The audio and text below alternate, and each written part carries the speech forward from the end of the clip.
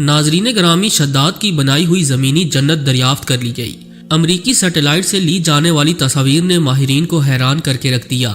جب ماہرین شداد کی جنت تک پہنچے تو انہوں نے کون سے حیرت انگیز مناظر دیکھے۔ یہ جنت کس قوم نے کب، کیسے اور کیوں تعمیر کی تھی؟ کئی سالوں کی محنت کے بعد جب یہ جنت تیار ہوئی تو شداد اس میں قدم کیوں نہ رکھ سکا؟ شداد کی بنائی ہوئی جنت کے دروازے پر ملک الموت نے کتنی بے دردی سے شداد کی روح قبض کی، آج ہم اسی کی تفصیل آپ سے شیئر کرنے جا رہے ہیں، لہٰذا ویڈیو کو شروع سے لے کر آخر تک ضرور دیکھیے گا، اور اگر آپ چینل پر نئے ہیں تو اسے سبسکرائب بھی کر لیجئے۔ تو آئیے چل کر موضوع کا باقاعدہ آغاز کرتے ہیں۔ دوستو، شداد کے بارے میں کہا جاتا ہے کہ اس نے ایک جنت بنائی تھی جو بہت بڑی تھی اور اس کی تعمیر میں کئی سال لگے، لیکن شداد کو یہ جنت دیکھنی بھی نصیب نہ ہو سکی۔ تاریخ کی کتابوں میں شداد کا واقعہ تواتر کے ساتھ بیان کیا جاتا ہے۔ شداد کے بارے میں مشہور ہے کہ وہ قوم عاد کا بادشاہ تھا۔ اس قوم کی طرف حضرت ہود علیہ السلام کو پیغمبر بنا کر بھیجا گیا۔ اللہ تعالیٰ نے اس قوم کو غیر معمولی قد و قامت اور قوت عطا فرمائی تھی۔ ان میں ہر شخص کا قد کم از کم 12 گز تھا۔ طاقت کا یہ حال تھا کہ بڑے سے بڑا پتھر جس کو کئی آدمی مل کر بھی نہ اٹھا سکے، ان کا ایک آدمی ایک ہاتھ سے اٹھا کر پھینک دیا کرتا۔ یہ لوگ طاقت و قوت کے بلبوتے پر پورے یمن پر قابض ہو گئے۔ 2 بادشاہ خاص طور پر ان میں سے بہت جاہو جلال والے ہوئے ہیں، اور وہ دونوں سگے بھائی تھے۔ ایک کا نام شدید تھا جو بڑا تھا، اور دوسرے کا نام شداد بتایا جاتا ہے جو بڑے بھائی شدید کے بعد تخت نشین ہوا۔ یہ دونوں بھائی اپنی ذہانت اور قابلیت کی وجہ سے وسیع علاقے پر قابض ہو گئے، اور انہوں نے بے شمار لشکر اور خزانے جمع کر لیے۔ شداد نے اپنے بھائی شدید کی بعد سلطنت کو مزید بڑھایا اور اپنی طاقت میں اضافہ کرتا چلا گیا۔ اس وقت کی چھوٹی بڑی سلطنتیں شداد سے شدید خوف کھاتی تھی اور اس کے ماتحت کام کرتی تھی۔ اس دور میں کسی بادشاہ میں اتنی جرأت اور طاقت نہیں تھی کہ اس کا مقابلہ کر سکے۔ یہی وجہ ہے کہ شداد نے طاقت کے نشے میں خدائی کا دعویٰ کر دیا۔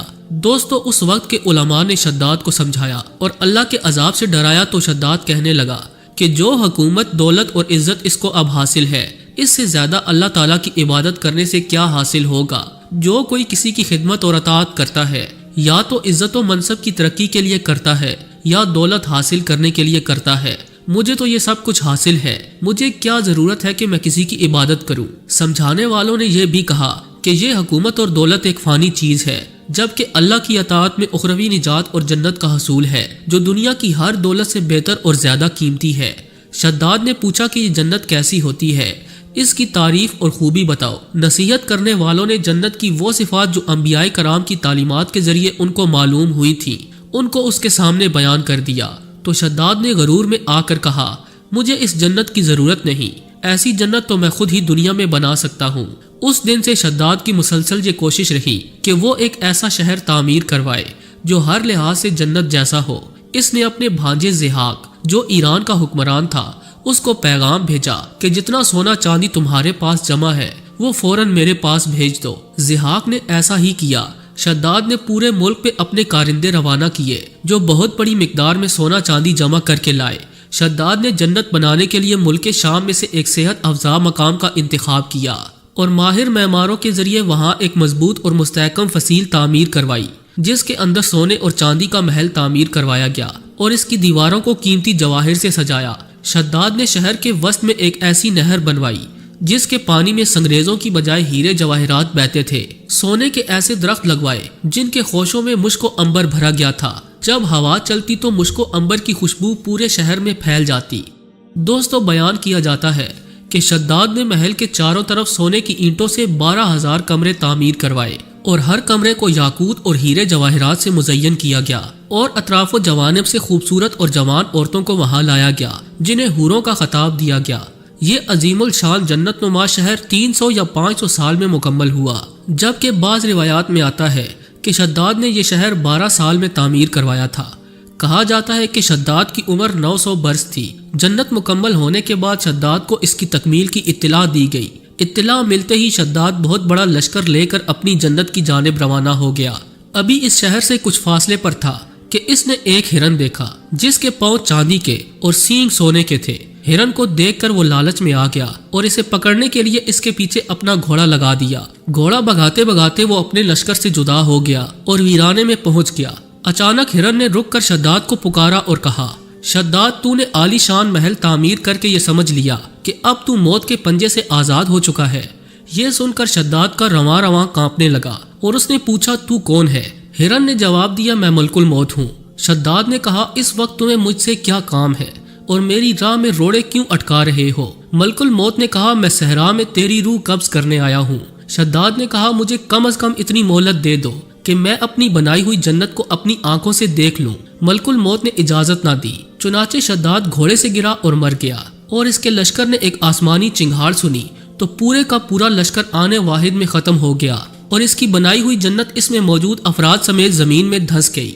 دوستو، اس واقعے کے بعد عدن کے قرب و جوار میں رہنے والے مقامی افراد یہ گواہی دیتے تھے کہ شداد کے تعمیر کردہ شہر سے رات کے وقت عجیب و غریب روشنیاں پھوٹتی ہیں۔ بظاہر اس شہر کو اللہ تعالیٰ نے انسانی نظروں سے اوجھل کر رکھا تھا، تاہم کبھی کبھار اس کی جھلک کسی نہ کسی انسان کو دکھائی دیتی تھی۔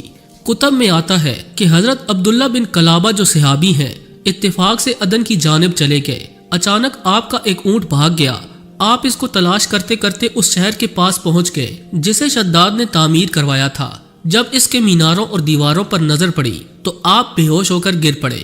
جب ہوش آیا تو سوچنے لگے کہ اس شہر کی صورتحال تو ویسی ہی نظر آتی ہے جیسی نبی اکرم صلی اللہ علیہ وآلہ وسلم نے ہم سے شداد کی جنت کے بارے میں بیان فرمائی تھی۔